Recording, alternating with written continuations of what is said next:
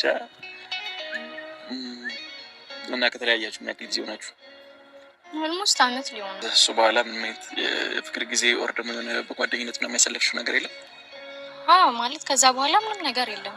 እንዳልኩ በሰዓቱ በጣም ፔን ነበረው። በጣም ተጎድቼ ነበረ። በቃ የሆነ ለራሴ ያው ጊዜ ያስፈልገኛል ብዬ ለብቻዬ ነበረ ታይም ማሳልፈው ምናምን በጣም ከባድ ጊዜ ነበረ እና በቃ የምቀርባቸውን ሰዎች እንደዛ ማለት ጎድቶ የሚሄዱ ምናምን ነበር የሚመስለኝ። ከዛ በኋላ ቀርቤ ያወራሁት ሰው አንተ ነው። እንዳልኩ በጣም ነበር የምፈራው። በጣም ነበረ ያው እጎዳለሁ ብዬ በጊዜ ውስጥ በራሴ ጊዜ መንገድ አለብኝ ብዬ በማሰብ ሰዓት ለብቻችን ሆነን እነግርሻለሁ ሁሉንም ነገር። ሄሉና ያቡ በምን ምክንያት ነው የተለያያችሁት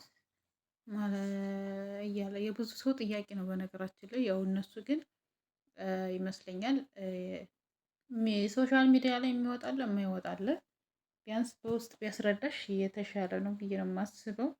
ሰላም ጤና ይስጥልኝ ውድና የተከበራችሁ የመታከስ ቤተሰብ እንዴት አላችሁ? ነው ያለው። እግዚአብሔር ይመስገን እናንተን ባላችሁበት ሰላማችሁ ይብዛ እያልኩኝ እንግዲህ ዛሬ ያቡ ብቅ ብሏል ማለት ነው። ፍጠጥ ባለ ጥያቄ ማለት ነው። እንግዲህ ጥያቄዋ በምን ተጣላችሁ ለእኔም ለወደፊት ለማወቅ ይረዳኛል እያለች ነው። ያቡ ደግሞ አሁን ላይ መናገር አልፈለግም።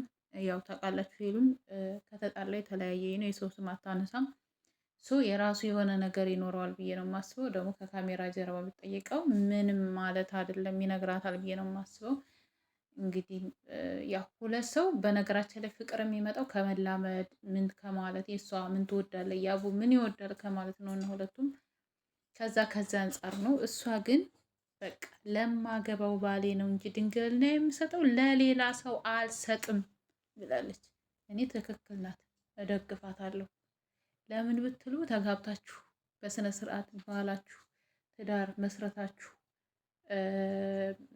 እንትን ሲባል እና ዝም ብላችሁ በጓደኝነት እያለ የምታደርጉን ነገር በጣም ያስተዛዝባል። እግዚአብሔርን ነው የምላችሁ በጣም ይሄ ግን ክብራችሁ እንደጠበቃችሁ ተጋብቻ በፊት የሚደረግ ነገር እኔ ጥሩ ነው ብዬ አላስብም። ለምን የሆነ የመናናቅ ባህሪም አለ። ከዛ ጋብቻ ግን አድርጋችሁ በስነ ስርዓት ተጋብታችሁ ከሆነ ግን ያ ክብር አለው ብዬ ነው የማስበው እና እኔ ልደግፋታለሁ፣ ህዊን ደግፋታለሁ ማለት ነው። ያው እንግዲህ ያቡ ከካሜራ ጀርባ እንደሚነግርሽ እርግጠኛ ነኝ። በነገራችን ላይ ሶሻል ሚዲያ ላይ የሚወጣና የማይወጣ አለ። ዝም ብሎ የሚወጣና የማይወጣ ብዙ ሚሊዮን እኮ አለ።